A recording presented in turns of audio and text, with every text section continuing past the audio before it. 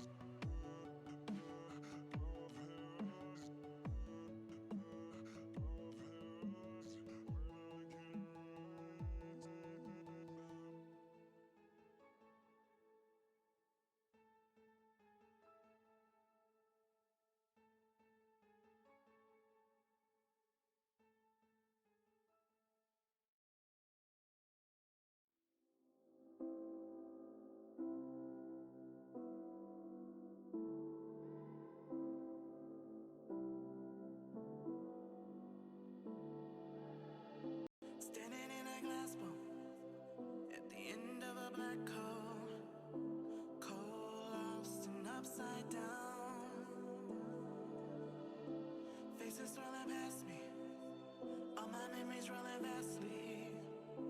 Cold lost beneath the ground. All done by my own hand. I allow my feelings to become sand. If you're gonna cut me down, better do it quickly now. You can cut me down, but I won't stay for long. I'll grow back again. Oh yeah, my roots are strong.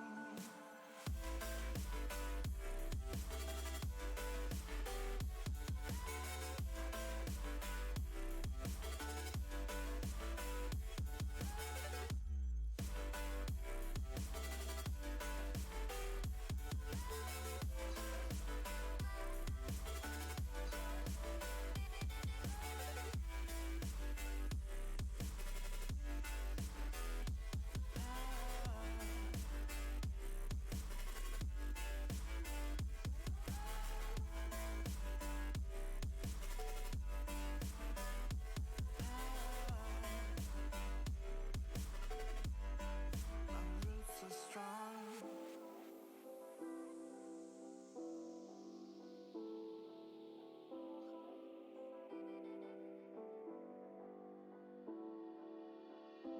This is not forever. Folks changing like the weather. Cold, wet, and all around. Toxic people being severed, like leaves falling in September. Cold, wet, and on the ground. You can cut me down, but I won't stay for long. I'll grow back again. Oh yeah, my roots are strong.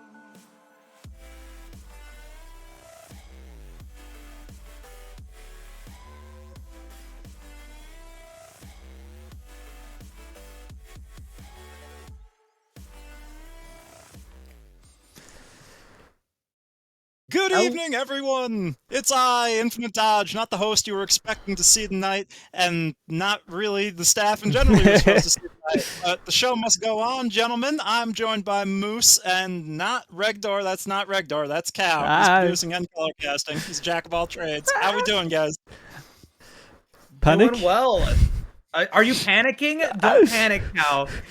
Here, we'll fix we'll it. let. Easy. Oh, we're good. We fixed we're it. good. We're good. We're good. Let's We're go! ready. Yeah, let's go. I'm doing well. It's a beautiful Monday morning. We are, into the summer split. Summer starts tomorrow in North America, so it's going to be a great time. And happy to be here. Happy to fill in for Gurf. I mean, those are for some pretty big feet to fill into, but we're going to give it a shot. I like the idea that you're not filling his shoes. You have stolen his feet and are somehow trying to fill into them. That's quite the mental image. Yep. But no, this is great. I'm glad to be back here on Draft, especially with you guys. You're both absolutely wonderful at what you do, and Draft is always great because we get 3 guaranteed games of action. Should be absolutely Pagaroony Bamboony. And we have a very special game to start us off here in week number 6. It's going to be the Dragons and the Lions going at it. Basically, more or less, we still have 1 more week of play left to go, but they're tied up in the standings right now, and it's basically going to be the winner of this game who is almost guaranteed to take home that last playoff spot, 4th place in Group B, so that's going to be really spicy. We got some of our friends like Becky Rita, typical Victoris caster, host extraordinaire, going to be playing in that one, so all sorts of stuff should be really, really Both fun. of us work with them on Fridays. Sure do.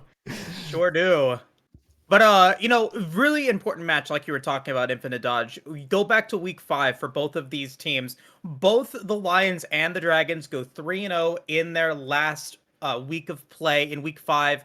Week 4 has similar results, I believe, for both teams. Dragons end up going 2-1, and then the Lions, they end up going 2-1 as well. So, I'm sorry, they end up going 1-2. So, looking at the last couple of weeks of play that we've seen between these two teams, they have been relatively neck and neck. And considering that the top 4 teams from each group are going to make it into playoffs, this game right here, thinking about the consistency that they've had throughout the split so far, could determine who is actually going to be making the playoffs. So a very important game for both teams.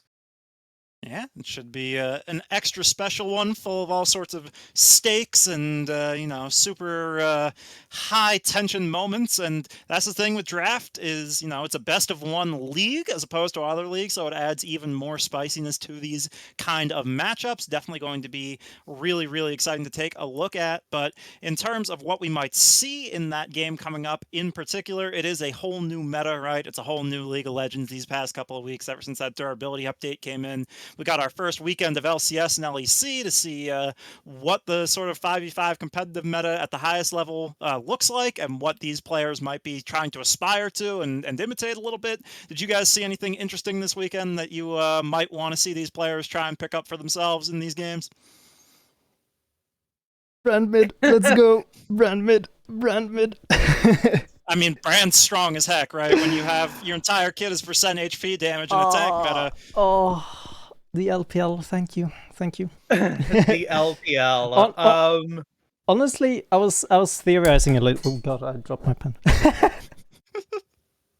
We did see the Shy in LPL go Nivea top because scaling, and I'm the Shy, so I have to play the kinds of things that Infinite Dodge would play in solo queue, but do it, with way better hands.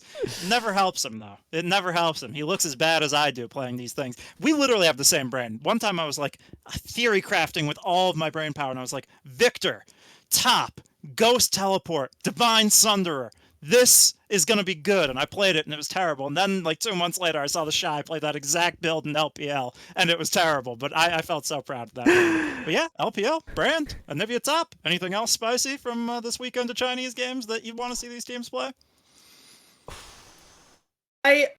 Okay, so my opinion about, players imitating the LCS, I don't like seeing players, especially at the leagues that we're in, the players we're talking about in amateur draft, trying to emulate what players and what teams are doing in LCS, because you play better when you play to your comfort picks. You play better when you know the mechanics of the champion that you are trying to play. But that does not mean that the itemizations and the builds that these players are going for on champions that are similar to them can't work really well in that regard. So I want to see, if any emulation, I want to see maybe going in for that. I've noticed in the last couple of days that I've casted throughout this last patch that there's been a lot of rush on the full Grievous Wounds items, that Mortal Reminder, that Chemtech Putrefier, that Thorn Mail, because of the changes to Grievous Wounds that were in 12.11. And I've also been seeing a lot of multi-kills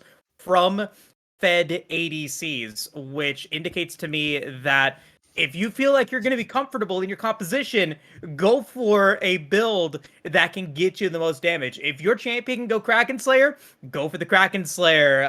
If you need to go for the Gale Force, go for the Gale Force. Yeah. Never encourage ADCs to go Kraken Slayer. What? It never ends well. It never ends well. I don't know what you're talking about. I don't know what you're talking about. I go Kraken Slayer in all of my ADC games, which is one game in Season 12. And how badly did you int? Because you didn't have a dash? I don't know what you're talking about. I played Caitlyn. I was on the desk the other night for, I think it was VRS, and somebody, it might have been VAS, I forget who, but somebody said, I've made the mistake recently of playing a lot of ADC, and I think that sums it up pretty squarely. As we are just waiting for the draft to come through here so we can see what these players are going to be picking up. But yeah, I like this slower meta. I like these sort of opportunities that the AD carries have in a tankier, more durable meta to get more DPS out over the course of longer fights. It makes for some exciting outplays. We saw the return of some really weird stuff in LCS, like Sivir, CLG, I believe, pulled that out alongside with Sona. So you definitely see more of this like all in on scaling, huge wave clear DPS type champs as we do go later into the games. Should be pretty sweet if we see any of that come through here in the draft league tonight. But yeah, it's some wild stuff. I really like the point you made, Moose, about the changes to Grievous Wounds items. They get more stats because Grievous Wounds gets nerfed. The big winner of that is Chempunk Chainsword. I think has like a bonkers amount of stats for its cost now, even though Grievous Wounds in general is weaker than it was last patch. So definitely a good idea to find whoever uses those bruisery items the best in your team comp and say, hey, you're a designated Grievous Wounds guy. Buy that Chainsword. Yeah. For sure. Now, one thing I do want to touch about or on a little bit is also the fact that Vi has been played a little bit now. And I'm gonna try to say this as nicely as possible, but honestly, like it goes for everyone. Just having the ability to click R on the carry, unless it's Xayah, you're good, right? You get the carry, you get them out of the, you stun them for a bit, you have some other dive comp, and well, they're dead, pretty much. So I honestly wouldn't mind seeing Vi a lot more, because I think she's kind of strong right now, especially with utility. She has a decent clear, right? She has her W, which gives her a shield. She has her E as an auto attack reset. So that's definitely something I wouldn't mind seeing a lot more of.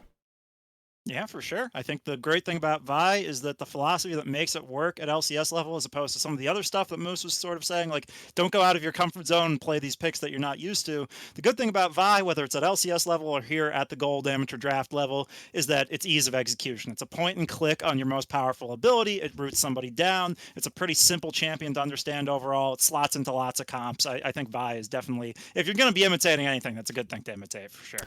For sure. Yeah, and HD graphics playing for the Lions, I believe. They have games played on Vi. So, like, I wouldn't be mad if it gets picked up, you know, like, but if it's like a champion that you've never played in ranked before, it's in a champion that you haven't actually coordinated with your team, it just doesn't feel right. Even a point and click champion like Vi, if you use Assault and Battery on the wrong champion and get yourself into a fight that you cannot deliver on, like if you cash a check that your team cannot, you know, collect on, then you're gonna just die, because now you're in the back line and there's really nowhere else for you to go except out through everyone else's body corpses or you in a body bag yourself. So it is. Yes. Are you telling me I shouldn't first time Aphelios in a tournament game? Listen, you can play Aphelios and Aurelion Sol in whatever game you want. That's what I want to hear. Mad. Just don't get mad if you can't go for the 0-10 power spike. Oh, fair enough. Yeah, that reminds me of it's almost PTSD at this point, I feel like. But once upon a time, I was like forced to play a little bit of ADC, and I don't know how to play ADC that well, because I do play Ezreal, but not in the bot lane. so right click forehead. So suddenly I was playing ADC in like Diamond Masters, and I was like sitting there like, I don't know what to do here. Won one game, but lost the two others, unfortunately.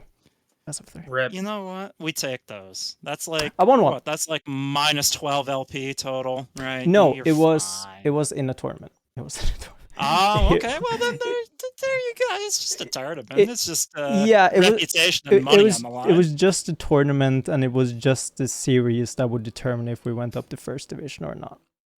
Oh, that's no. Anyway. Rough. And what did you learn? My support is. Oh no! Oh! We can't be doing that. This is a safe space. We can talk about our PTSD issues. Right before we came on the desk, I was telling you guys how I played a Summoner School Mentor tournament where we lost in finals. So I do get the feeling of being right up on that cliff and then dropping off. But I think the lesson we learn in this safe space when we talk about our failures is don't play ADC. And maybe the support's bad too. I mean, better support wins every time, right? No, but on a more serious 100% note, agree with that. On a more serious note, though, I would say that being a caster, working a little bit on production, or well, mostly on production, but being a caster, even though it's like, I've said it before when I was talking with Gerf, right, on previous casts, it's you see that there's like gold 2 in the lobby, silver 3 in the lobby, and it's like, but it doesn't look like that. It's just something with it. And it's a thing I think about 5v5 competitive, right? Like, yeah, it's a adds in completely level different to it. game, and definitely being a caster has made me a better player, even though I don't play that much anymore. But it's still, I mean, you see the mistakes they make, you see the plays they make, and it's like, yeah, all right, yeah, you think about the game differently. And sort of the same idea with VOD reviewing. Yeah, that was definitely a big thing when I was actually trying to get better at this game before I decided it was the most frustrating thing on the planet. It definitely makes a big difference taking a look at your own gameplay and being able to analyze it from that same objective level that you do when you're watching somebody else's gameplay and going, I made a mistake here. In the future, I can adjust my behavior to not do that. It's the absolute best way to get better. Don't just mindlessly grind solo queue. Fewer games with more reflection is better than grinding games without being introspective at all. So that's a big ol' thumbs up from Infinite Dodge on that message there, Cow. I wish I had that knowledge 5 years ago. Holy moly!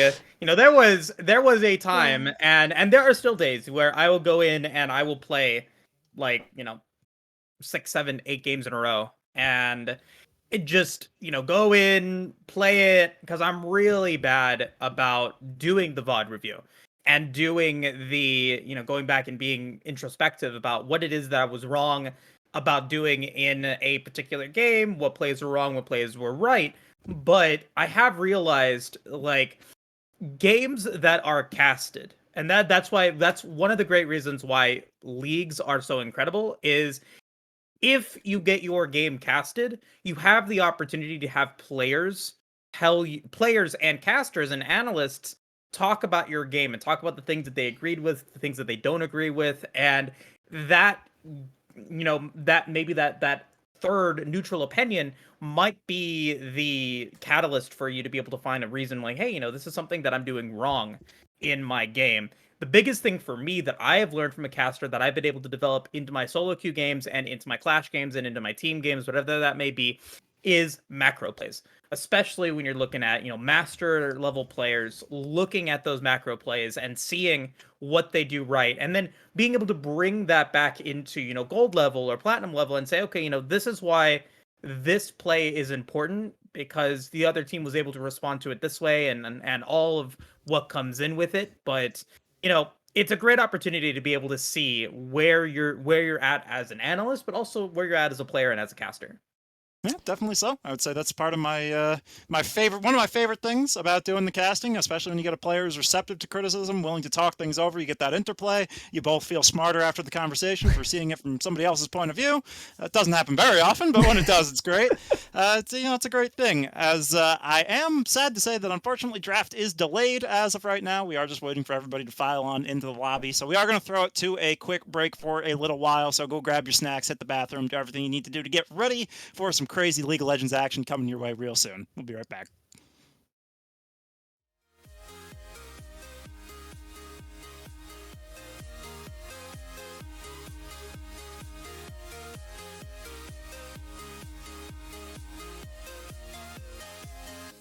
They're calling you over, my head on your shoulder.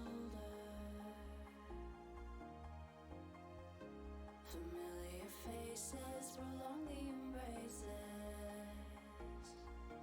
We were on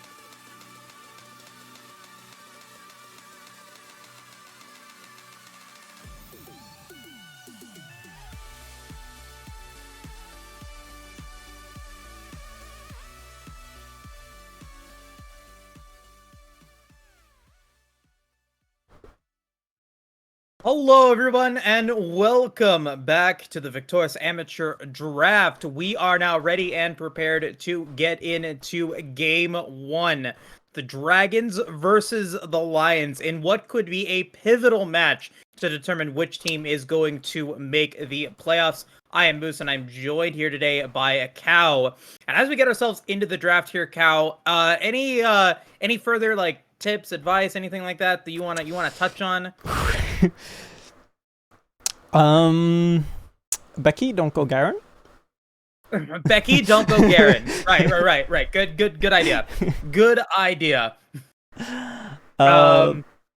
No, advice, don't be late, because right now, unfortunately, Lions, they have, I didn't disable Belveth in the draft law, so they have to ban Belveth because, or well, they were a little bit late, so they unfortunately lost a ban for that.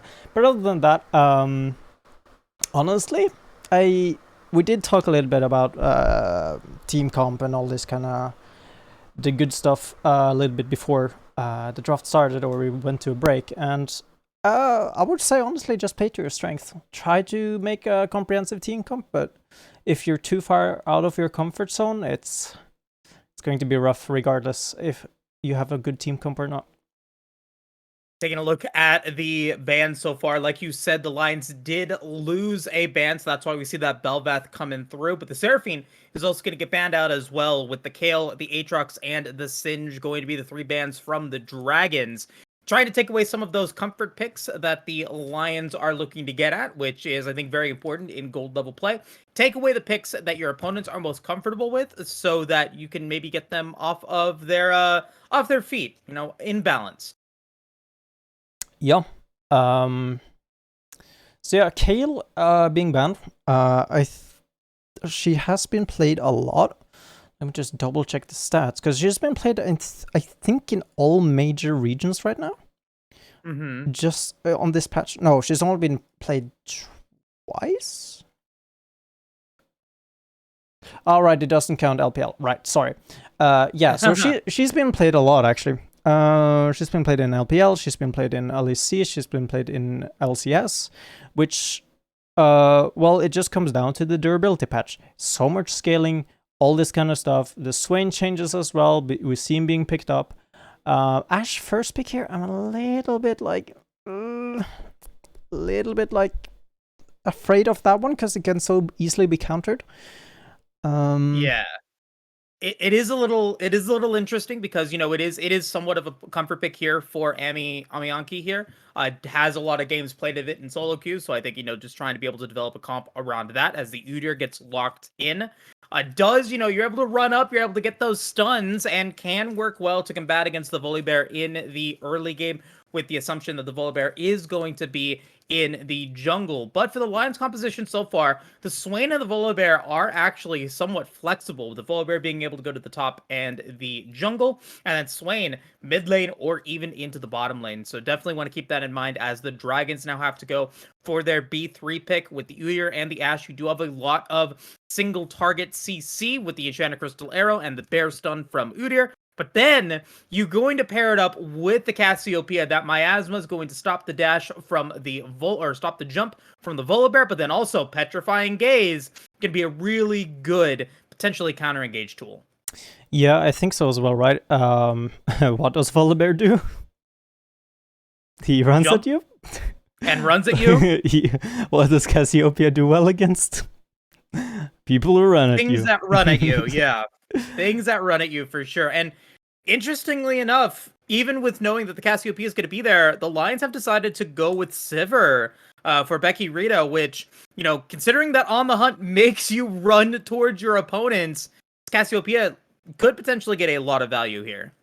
I think so too. Absolutely.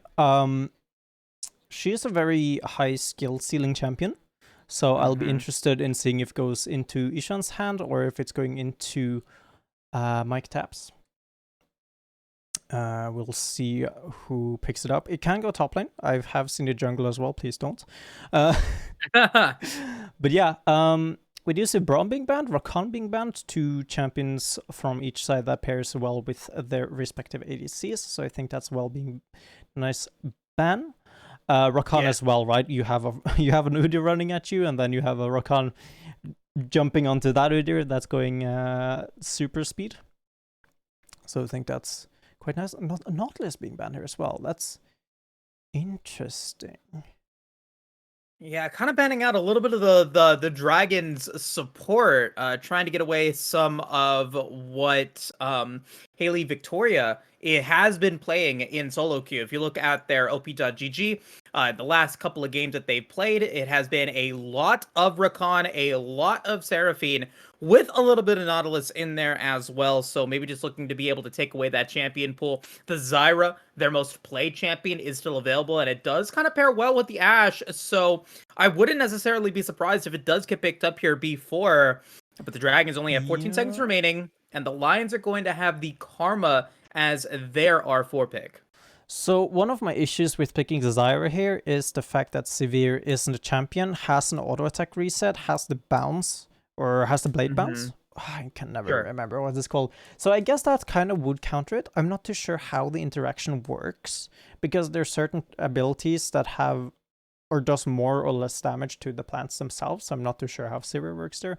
But being paired up with the Karma, it's quite nice. Have a lot of speed. Has Swain being boosted up if he's going mid lane, if he's going the Imperial Mandate build, which is definitely the strongest right now because of the fact that he is so tanky. He gives damage indirectly. And then you have Sivir ult, Karma ulti on you, so you literally just like run at them. But yeah, you have the Ornn being picked up, so that's some nice counter engage there. So this is going to be the Cassiopeia mid lane. Mordekaiser being locked in here.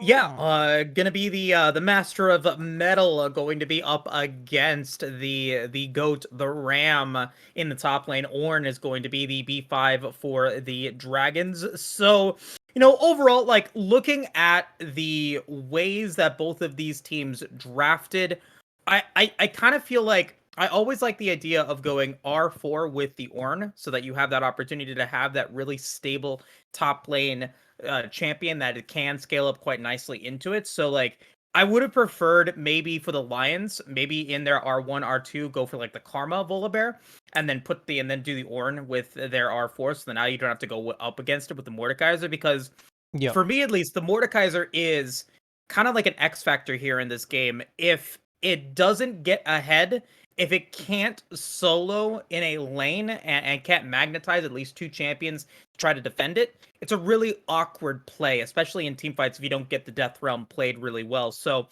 going to be interesting to see how that top lane plays out. But I mean, overall, the Dragons and the Lions, they both have developed compositions that are trying to get some particular objective done. For the Lions, they are looking to engage, and they're looking to be able to just smack down onto this backline. For the Dragons, they have a ton of counter engage, and they gotta wait for the right moment to like lay their trap and get it sprung.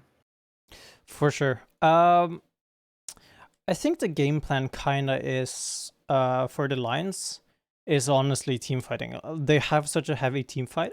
And one thing I was quickly just thinking about, does Severe ult and Karma Chakra? No, that's not what it's called. The Karma ulti, does that transfer into the Death Realm? So he has like super speed in the Death Realm? Oh man, I mean, that would be a very interesting mechanic to actually see, but it's gonna take so much coordination. Yeah, it's like a lot of levels. I mean, I think it's more of a coincidence, right? If it happens at this point. But certainly would be cool. Who is the Death Realm target here? Is it going to be Ishan or is it going to be Amianki? So it depends a little bit on how Amianki builds. If he builds Kraken Slayer, Bork, like full on hit, right? He's definitely going to be one target, but he's going to be a scary target for Swiper to take, or not Swiper, sorry, African Rhino to take into the Death Realm, right? Because you want to build armor, but he has on hit. Ishan as well, good dual champion. With the Cassiopeia, can QE spam, and it burns through. So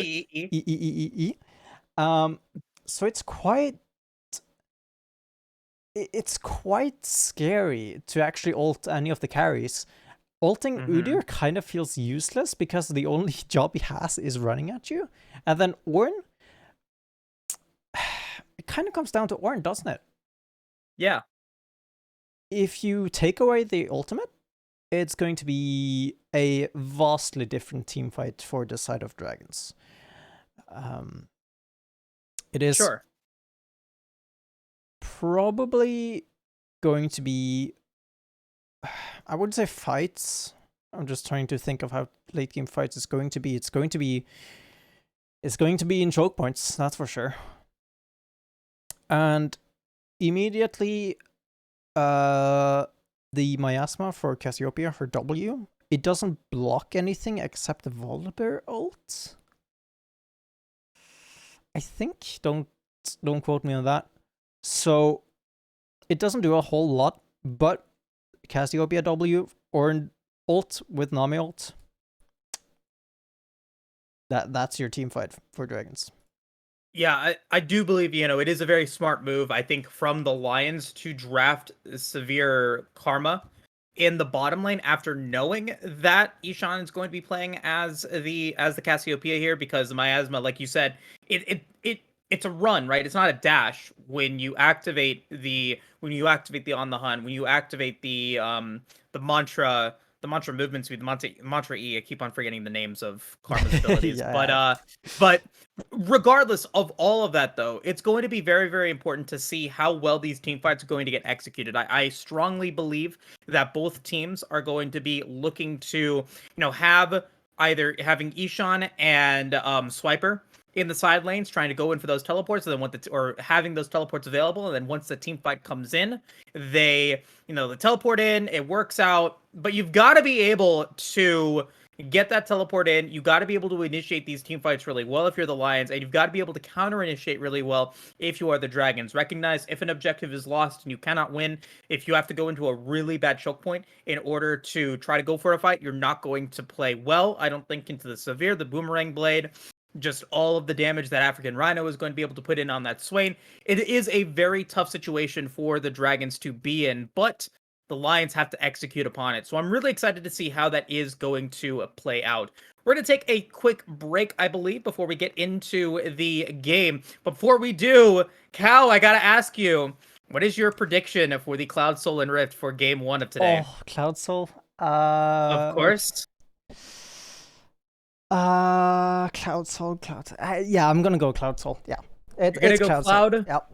Okay, it's gonna be Cloud Soul. You're thinking Cloud Soul. I am predicting a Hextech Soul. That was the one that that got into my mind. I think it would be really, really fun for these two compositions and would really accentuate how important the team fights will be. But we're gonna find out what the Dragon will be in just a minute. Chat, let me know what you guys think your prediction is for who's gonna win this game and what the Dragon is going to be for Game 1. Don't go anywhere. We'll be right back.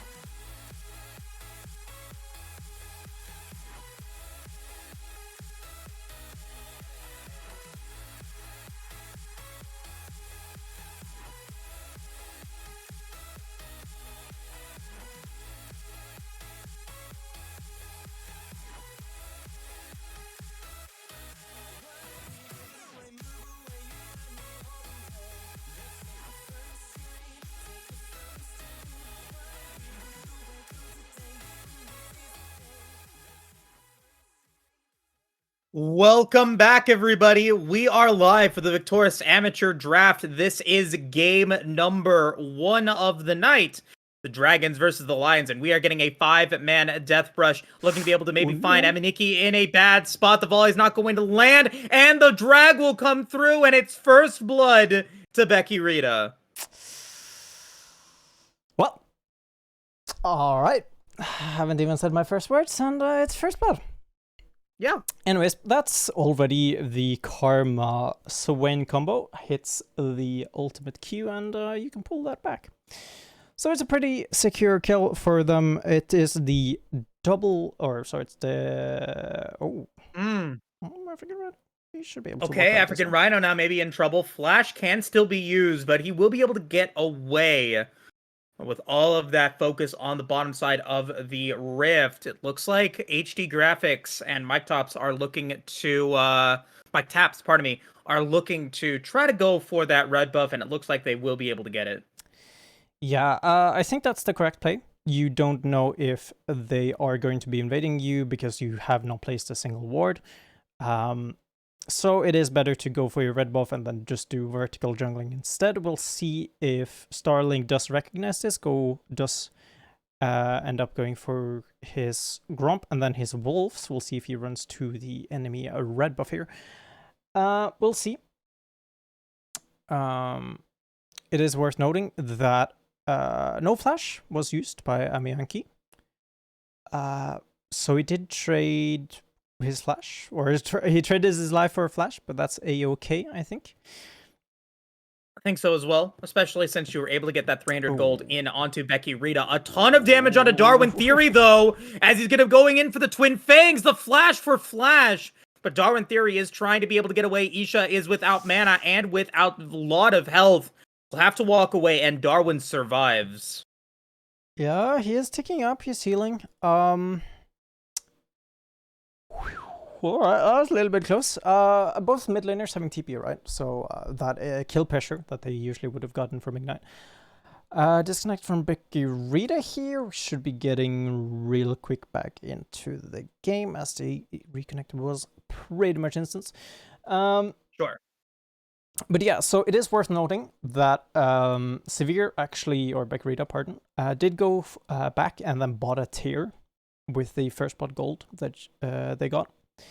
And it is not going to be having a lot of lane impact because it's practically 400 gold wasted. Sure, you get a little bit of mana, but Severe is not necessarily one of those champions that have a lot of mana problems, unlike Cassiopeia, for example, right? Goes for the mana.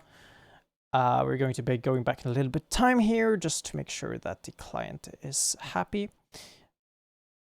But yeah, so Cassiopeia, right?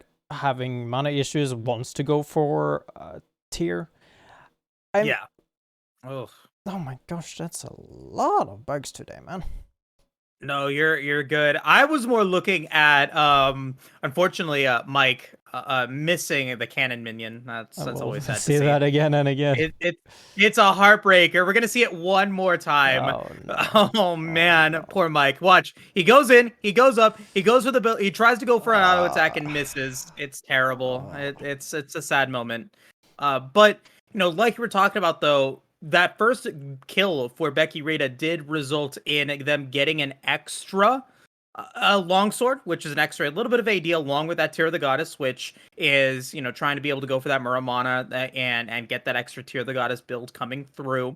Dark Harvest is also unlocked for Becky, but in the mid lane, because of that play, Isha had to go back, use his teleport to be able to get back to lane. Darwin Theory did not have to use teleport to come back and is still in a CS advantage. So overall, worked really, really well for the Lions mid laner. And it is worth noting that the only thing Ishan actually got on that back was a pink ward.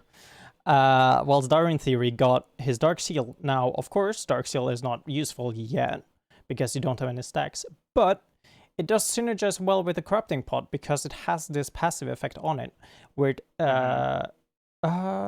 wait, does it not? No, it was removed. Pardon, it was removed. That was a while ago, wasn't it? Hey, we're not judging you, Cal. We're not doing that. It's been a while. Really quickly though, Cal, we have to thank you. Not only are you being the color caster for today, but you are also our production. You're also our producer, so you're doing double duty. So if we can get some thank you in the chat to Unmagical Cow for doing that for us, that would be greatly appreciated. Because without you, there would be no cast to begin with. So we really do appreciate it. Thanks a lot. Yeah, I'm trying my best here. Now, we do see HG Graphics here. He does a little bit of alcove gaming. Has backed. I think he got spotted. I would say he got spotted. But We'll see. There was that ward in the brush. So yeah. Now, I think we're kind of in the lull state here, honestly. It's kind of rough. I don't think there's be a lot of kill pressure here. Both junglers tried to take a bot gank. Didn't exactly go as planned. Now, top lane here, we do see a little bit of action. Yeah, African Rhino is just going to get the tax for taps going in for that headbutt, and it's going to be a nice trade. Rhino's going to also be able to get level 5 using those Conqueror stacks to pretty good use. 0-0-1 in a similar CS situation to the Ornn, who goes back and picks up that Balmy Cinder. Yeah. So he has that going for him, which is nice. We do see... Ooh. Okay, yeah, Female Fort's going to be in trouble, and it's going to be the heal from Becky Rita to try to keep the Karma alive. Aries going to come through, Eminiki's going to be in trouble as well, and the flash from Becky will be able to pick up that kill. Female Fort and Becky Rita are so low, less than 100 HP for both of them, but unfortunately, no mana from Haley will mean that they both survive. Yeah, that's actually quite lucky, or that heal. I think Karma W also came in a little bit clutch there. Darwin Theory being level 6 here. Ooh, Ishan actually hitting 6 off that Drake. That's interesting. Yeah, Isha does have Petrifying Gaze available now. Can potentially go for an ult play. And Darwin Theory is trying to be aggressive here, knowing that he has the health and mana advantage. Going to force a little bit of CS out of Isha. I like the play, but now you are in trouble. It's going to be HD Graphics now on the way, trying to go in for that Phoenix stance, trying to go for the Ghost.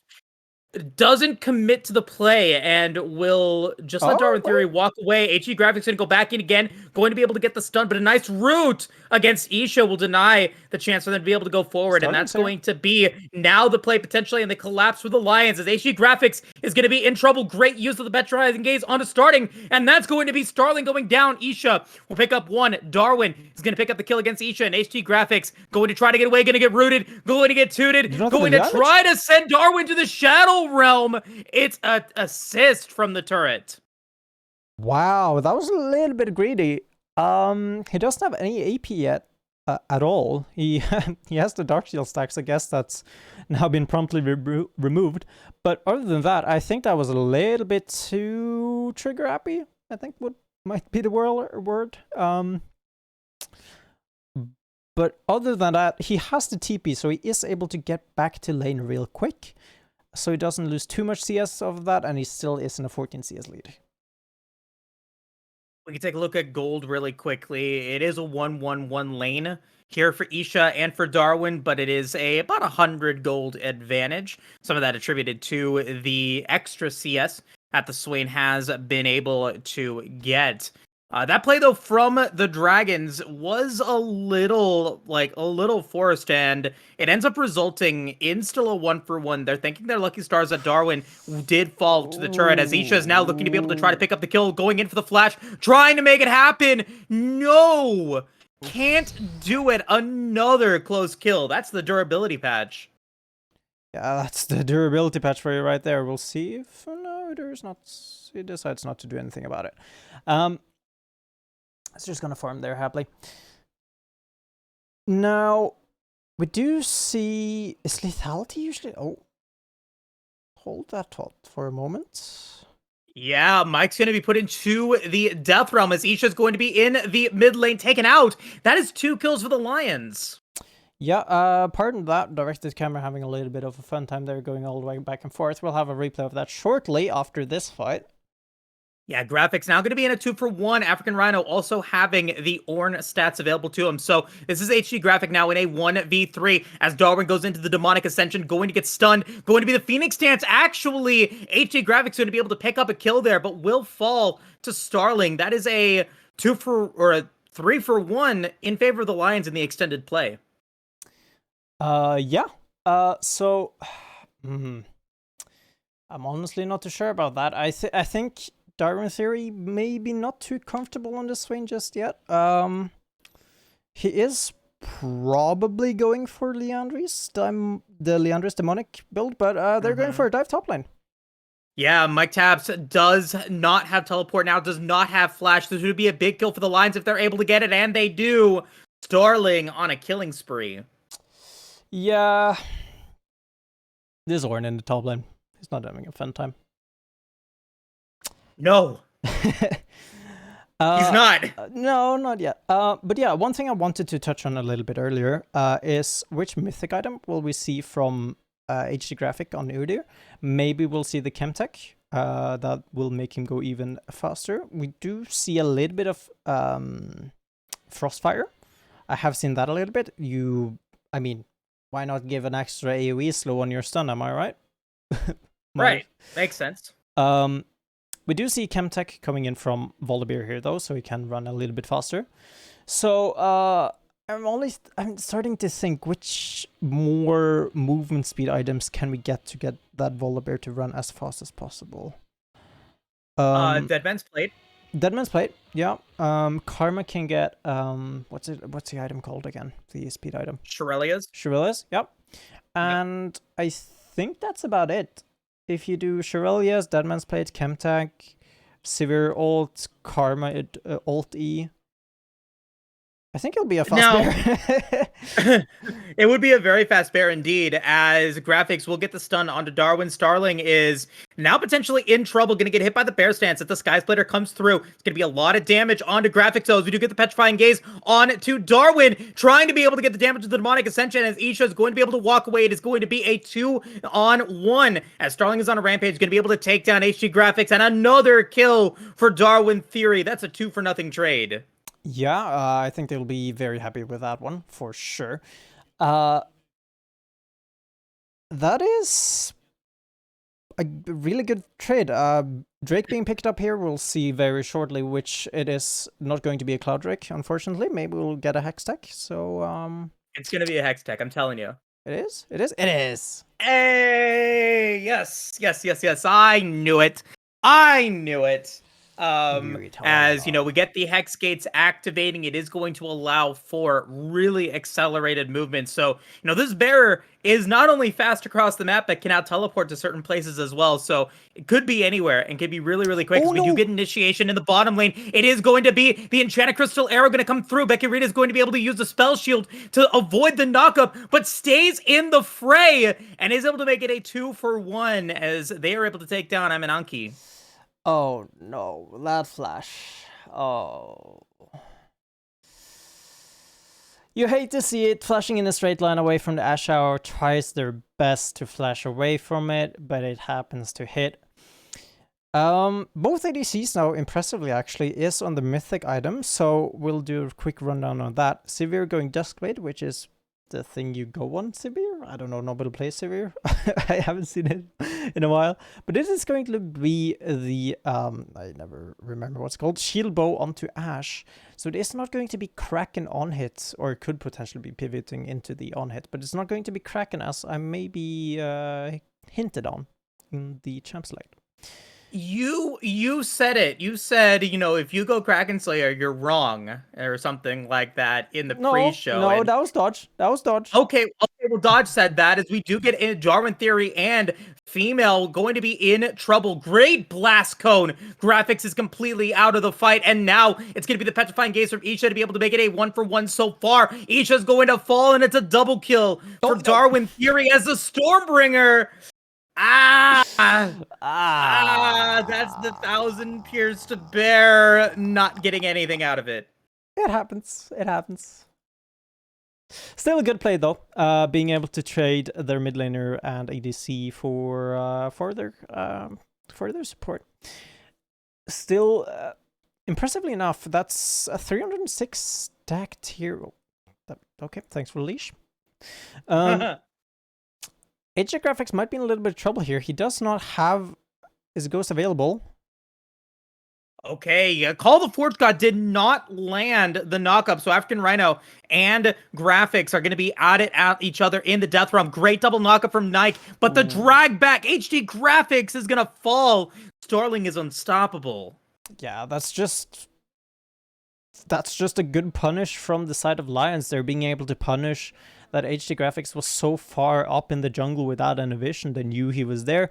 They had the top lane quote-unquote prio. I wouldn't say perfect prio, but he was there. They were able to respond quickly. He doesn't have the flash because he did opt for the Ghost, obviously, and the Ghost wasn't even up, so it wouldn't have helped. Anyways. Now, they're going to be able to take a Rift Herald off of this, which is really nice. Turret plating has been, or it has gone down, so they won't get any extra turret plating off of it. But still, I think right now, Lions is very, very happy with the spot they're in. I agree. They're not only are they going to be able to do that, but they're also going to be able to take the blue buff. I don't know if the Dragons want to try to go for a play against female Darwin and Starling. It doesn't look like that is going to be the case, but Starling does want to go in, flashing forward. The Petrifying Gaze does not land, but the drag and the Demon Arms from Darwin Theory will pick up their 5th kill of the game. Meanwhile, on the bottom side of the Rift, Becky can be able to pick up their 4th, as Amianki will go down. Yeah, give me 2 seconds. We'll have a replay of that real quick of the bot lane and see what actually happened there. I would assume. Okay. Yeah. HD Graphics, okay. But yeah, I'll let you get into that replay really quickly, and I'll kind of discuss what's going on here. Yeah. So yeah, I have the replay ready already, but Sure. Becky Rita here. Becky, nice spell shield. Gonna use heal to be able to get that extra movement speed, and without on the hunt, Becky Rita is able to survive HD Graphics. Really nicely done. As we go into the mid lane, Rift Herald is going to be dropped, and it picks up the outer and the inner tower. Very, very nicely done from the Lions, as we do have that replay ready to go. Yeah, we do. Let me just do multiple things here at once. So, this is not right. What? Hello? Oh. Technology is not working. Not today, it seems like. Sometimes it's one of these days, ain't it? It is. It's all right. It's all right, Cal. You're doing a great job. Yeah, all right. Let's try to replay once again, as we do see it's the TP being channeled here, and it's just like, it's a good word. It's just a dash. It's just a dash. Sure is. But other than that, Drake now being picked up for the Lions now. They're super happy. Right now, they're sitting at a 6k gold lead at 17 minutes, and even though Severe was alone in the bot lane, right? You have so much wave clear. Like, your entire kit is wave clear. I'm honestly surprised their E can't be used for wave clear, but going to be able to take bot tower here might be a little bit too aggressive here, though. Spell Shield is actually going to be able to take that. Oh, I'm terribly sorry there. I told you play-by-play. That's perfectly fine. It didn't really seem like it was going to be a play-by-play, but Becky Rita flashes forward to try to get away from the tidal wave, ends up getting knocked up, and ends up taking, I guess, 1 for the team. Thank you for the shutdown gold, as Amianki will pick up their 2nd. We look across the rift, though, the gold lead is starting to stack to a pretty scary point. It is a 6,000, almost a 6,000 gold advantage for the Lions, as it does look like we are going to get a collapse in the top lane. Starling is on the way with that Stormbringer. Mike Tap's going to be in trouble. Nice use of the Stormbringer to shut down the turret, but will they be able to pick up the kill? Yes, they will. The Visions of Empire will deny any play, and the Call of the Forge God will do nothing to stop it. The Lions will pick up another kill, their 16th of the game, as Darwin Theory is going to go unstoppable. Yeah, and I don't know. I feel like this Ornn, he got kind of smacked in lane. Hold that thought. Oh, yeah. Female Fart's going to be flashing away as HD Graphics is trying to be able to use the bear stance to get a stun. Going to use the Chilling Smite onto Starling. Isha no mana, and then going to walk away from the root. Okay, a happy bee, and the rest of the lines will walk away. Yeah, and meanwhile, what oh my. Meanwhile, while that was happening, African Rhino was pushing in the bot lane, right? He has gotten this entire wave. Becky was also pushing mid lane, so that's a lot of minions lost there as well. Going to be stealing away the jungle. And look at this right now. It's not something you usually think about that actively, but the entirety of Dragon's jungle is gone. The entirety of Lion's jungle right now is up, and what is up is the Crystal Arrow, and that's a dead African Rhino.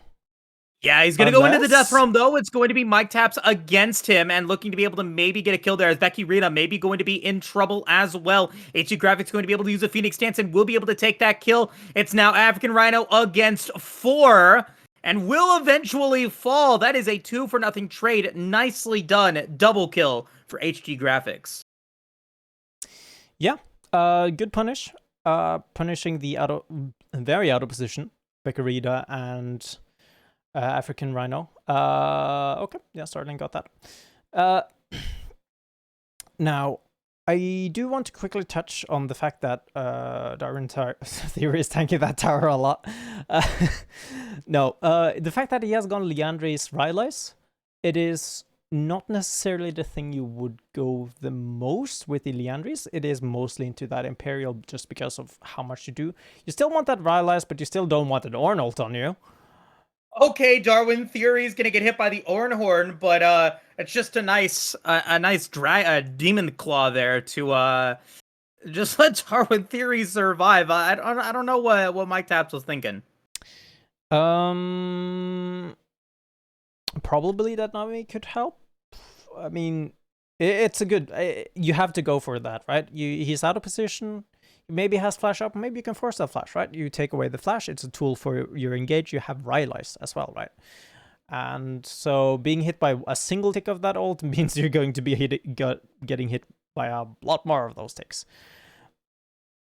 Now, Force of Nature actually being completed by Udyr here. Hey, that's movement speed. That's movement speed, yeah. I mean, it looks like Starling is also going to be building that Force of Nature, so yeah, movement speed. Sherelle is actually being completed by Karma. Yeah, so it's like they're listening to the stream, Cow. You're talking about all the extra movement speed that Starling can get. It's going to be very, very fast to bear boy. If you are able to land it all, you get the enhanced movement speed from the Mantra E. You have the opportunity for the Turbo Chem Tank along with the Force of Nature, as we are maybe looking to go in for another play here in the bottom lane. Dragon is spawning in 15 seconds, but it doesn't look like either team is really in position to go for it just yet. There is a little bit more river control for the Lions right now, but it's African Rhino in the top lane. Mike Taps does not have teleport. Yeah, African Rhino does. TP already being used here very preemptively. We'll see in the top lane. Maybe they can stop him. No, they can't. He's not even close. And honestly, this is one of those tricks that you probably shouldn't be contesting because you're so out of position. Your entire bot lane is on the other side of the fight. You don't have flash because you're an Udyr with Ghost. Okay. And, Amianki is going to get hit by another dragon. It's Darwin Theory that is dominating. HG Graphics now going to be in a death brush of 5 Lions members. That is a 5-man tidal wave from Haley Victoria, though. That was really pretty. Unfortunately, it was a really inconsistent play, and the Lions will pick up 2 free kills and will be on soul point heading towards Baron. Yeah, at least the consolation prize is the fact that they... What? Nope, they... Well, maybe? Maybe. It's literally on 45 HP. It's literally on 45 HP. Come on. Anyways, they aren't going to get that, but Lions is going to be picking up that Baron. That's quite free. Now, Ornn is all the way back. Amianki has, of course, backed. He does have that Hawk shot, which means they do know that they're there. Okay. We gotta talk about it, though. The Ornhorn is going to be used, and it's going to be the knockup going to land onto 4 members, but the Baron will get taken by Starling, and it's going to be the root on to Mike Taps, who's going to be in trouble, will sacrifice his life. Becky Rita will pick up 1 as Haley Victoria will flash away from African Rhino, who did not have the Death Realm available to try to take that kill onto Haley, but regardless of that, It's a free kill for the Lions, and Baron is going to be secured. They are up by 9,000 gold at the 24-minute mark, and they are looking to siege towards mid lane. Yeah, and it's not something we did talk about because I didn't think about it myself. But honestly, Udyr, you're going to have to run into those choke points. Going to have to run into, well, maybe... Okay, let's hold that thought, though. The Enchanted Crystal Arrow is going to be hit by a field goal, as HD Graphics is going to be targeted with a lot of damage. The Stormbreaker is going to come through. HD Graphics trying to be able to survive, does survive, and that's going to be African Rhino going down. Starling's going to be the next target. Starling's going to be down. Starling's going to die. Becky Rita will follow, and the Dragons take 3 Barons off the board. Yeah, and that's just a really good fight, really good engage from the side of Dragons, right? It's... You gotta take those. You gotta take those. That's easily 3. That's 3 Baron buffs taken off of the side of Lions, right? It's going to be taken off of the carries as well, right? Darwin Theory, unfortunately, still has it. Has opted for the demonic 3rd item, so I think that it's an okay item. I haven't done the math recently. I haven't really discussed it with anyone, so I'm not too sure, honestly, where that item is in terms of like power levels with Leandris. But now Beccarita has hit a vital point. He has been able to fully stack that tear. It is now an upgraded item. It's going to be doing a lot more damage than those bounces on those blades. That was going to be dangerous real quick. Very much so, and that is a big buy there for Becky Rita. It is 25 minutes into the game, so it is, it's not LCS level completion, right? No. Right, but it is on pace with Ishan's Seraph's Embrace and Leandri's Anguish. And if you look at their KDA, if you look at their CS, they are fairly even with each other, with a little bit of a CS and gold advantage for Becky Rita at this particular point. What I can tell you, though, at least from my experience, is that if you do go Leandri's, the Demonic Embrace does seem a little weird because you're already getting that ticking health of damage, and now you're just doing more bonus burn damage. Your gold could be allocated to maybe something that gives you some magic penetration, like the Void Staff or something like that. But regardless of that, you're going to be able to get that burn damage, and that burn damage is going to deal a ton against HD Graphics and Mike Taps, who are going to be your front line. You're going to be in the thick of things, and you're going to be able to melt them down really, really quickly. For sure. Now, one of the issues is, let me see here. Let's pull it up. It's actually 184 magic resist for HD Graphics here, which is quite a lot. So we won't be taking a lot of damage, as we saw in that previous fight, right? Now, Drake is going to be up in 30 seconds here, which is a little bit rough. They have everything here. Speculating, making sure that Darwin gets out. Should be fine for the time being. Should be fine, but take a look at the top lane as African Rhino's going to be able to get in. Great stun! Mike Taps was not able to use the Ornhorn to get the mastery icon from Darwin Theory, but the rest of the Lions are trying to go for this play. African Rhino has a teleport and can come in whenever, but this is a 5v4. Massive damage from Darwin Theory as he gets a triple kill. He's looking for the quadra kill. It's a steal! Becky Rita, you thief! It's a quadra kill for Darwin Theory in the 5v4. No, Becky. You son of a gun.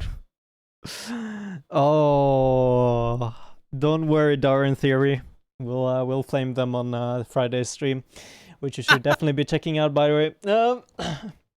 Oh, trust me, I have all the power. I can do what I want on that stream, eh?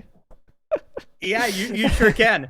You sure can. So sad to see it, though. We love seeing the pentakills, but it was a great play. Darwin Theory flashes forward and is able to get the burst damage from the Demonic Embrace to just obliterate the clumped up together group of the Dragons. And what this means is, for all intents and purposes, the end of this match. The Lions are 11,000 gold in the lead. They've got the Hextech Soul. They've got an inhibitor down in the top lane, and they were able to take out the inhibitor turret in the mid lane.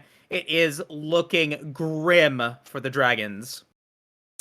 Yeah, I mean, we haven't gotten to do a lot of it, but we go. We're going to be taken into that replay because, my goodness gracious. So great. Beautiful. And then.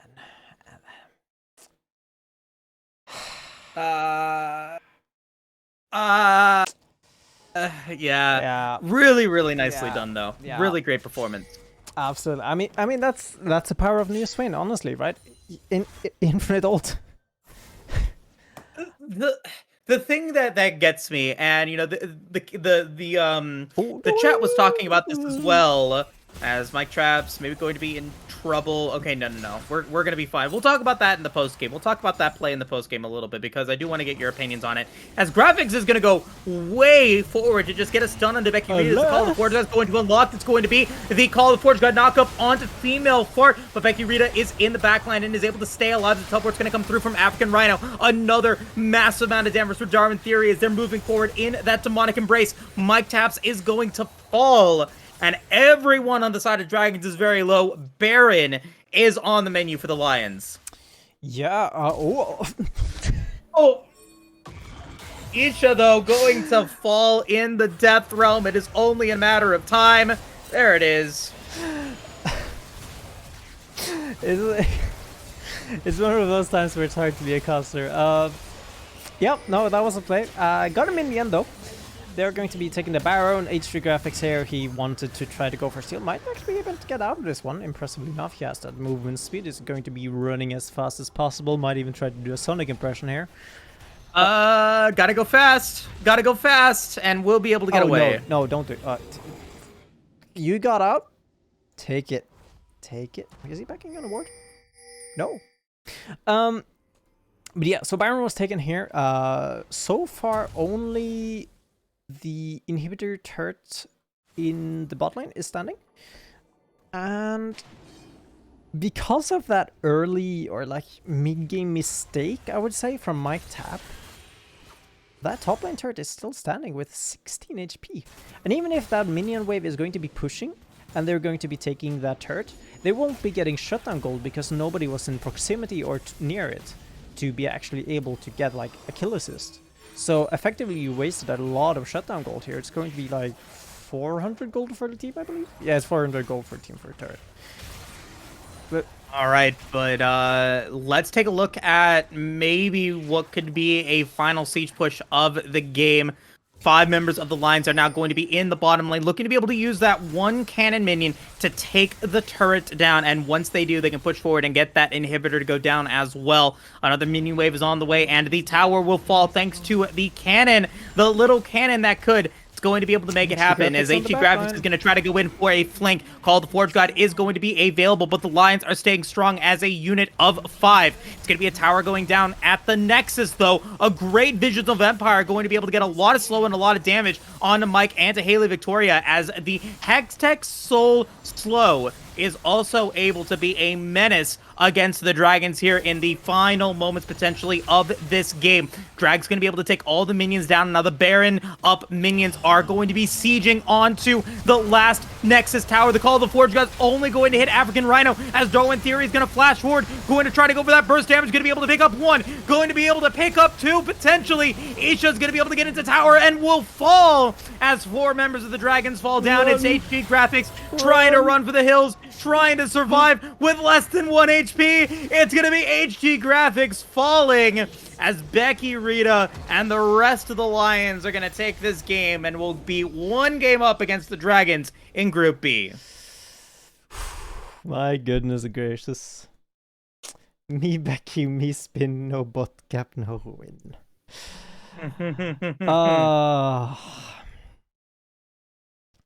No, that's just unfortunate. I think Lions just did a really good job being able to snowball that early lead. It started at level 1. It didn't end at level 1, but it continued, kept on going, did a really good job of like making sure that that entire game never actually like got out of their hands. They were kept on going. I'm just trying to think of a way that Dragons could have won in that situation, but I'm honestly not seeing it. Let's bring Infinite Dodge back into the fold, and let's get into the analyst desk here really quickly before we jump into match number 2, because for me at least, Dodge, in my opinion, I was looking at the game, it felt like the Dragons were really aggressive without a purpose. Yeah, they sort of were hoisted by their own petard a couple times in the early game, especially that level 1 definitely didn't go their way. That might have set a sour note to begin things off, and then they kept trying to push the envelope at points when they shouldn't have, when they were already behind. Definitely looked like, even though Lions, this being a gold league, tried to give them some opportunities by counter-throwing a little bit, especially I think those 2 members getting picked in the bot lane late in the game. It was basically never back within their reach. Once that Sivir got online, it was pretty much over from that point onwards. Mm-hmm. Scary stuff. Definitely no fun to watch an AD carry get fed, especially a lethality Sivir. That's a big no-no. Hopefully that mid-scope comes along pretty soon Yeah. and Yeah, shuts that down from happening She anymore. was going to get updated. I forgot about that completely. Yeah. Yeah, and based on the like scale of time that the past midscopes were between announcement and release, I'm guessing probably patch after next. At least on PvE we'll see that, so I'm excited for that, for the Sivir rework.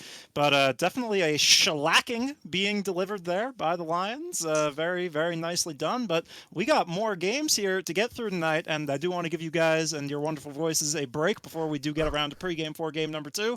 So everybody go get prepared for more amazing action. We'll be back real soon.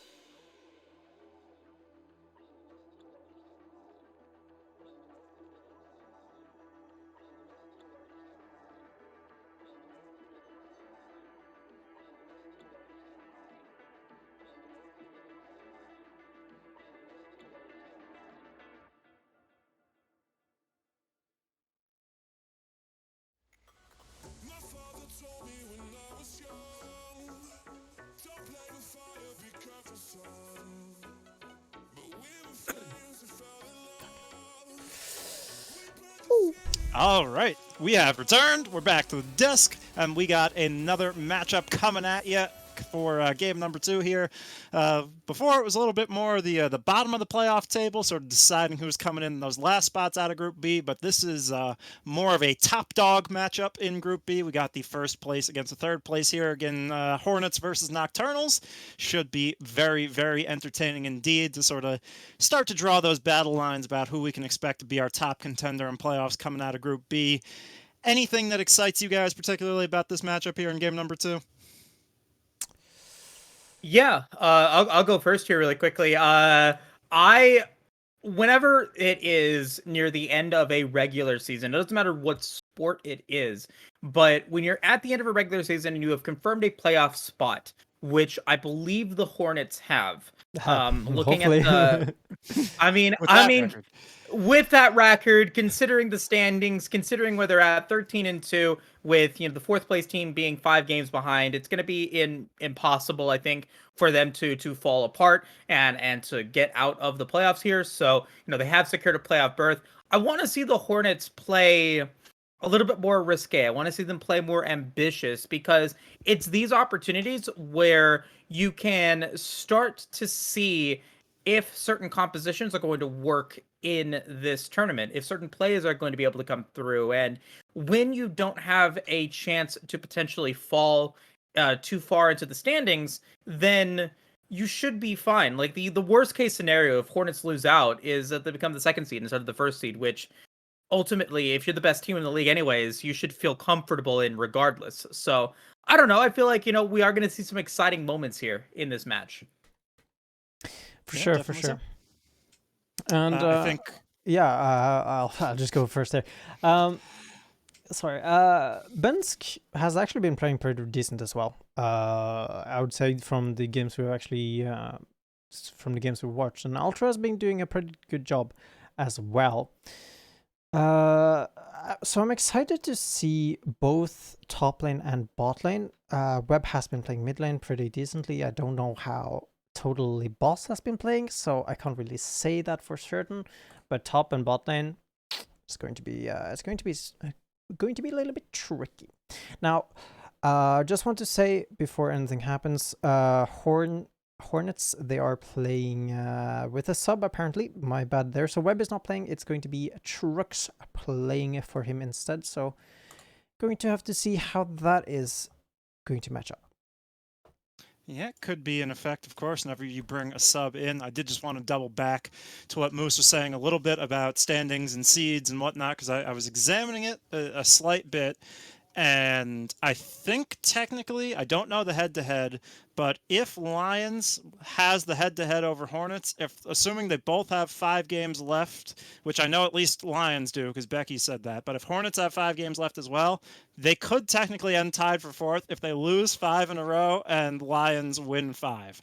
That seems very, very unlikely. I think you're very right at this point, Moose, that Hornets is all but basically locked for playoffs. But, we saw Schalke 04 make a miracle run. This is always, you can put that little bit of spice on top. If you're a hater or whatever, for whatever reason, you could prey on Hornets' downfall, and it could happen. I don't think it's going to happen. They look very, very dominant Hopefully in Group not. B, but there is that little added element of excitement that maybe Hornets could fall all the way down the mountain at the 11th hour. And hey, a substitute, that's one angle you can look to attack if you are Nocturnals in making that happen. Camp a little lanes like I used to do when you could see pings and I would play jungle. Back when everybody's ping showed in the loading screen, I would just camp the guy with the highest ping. Worked every time. Good times. I love it. And Dodge, you're a master player, right?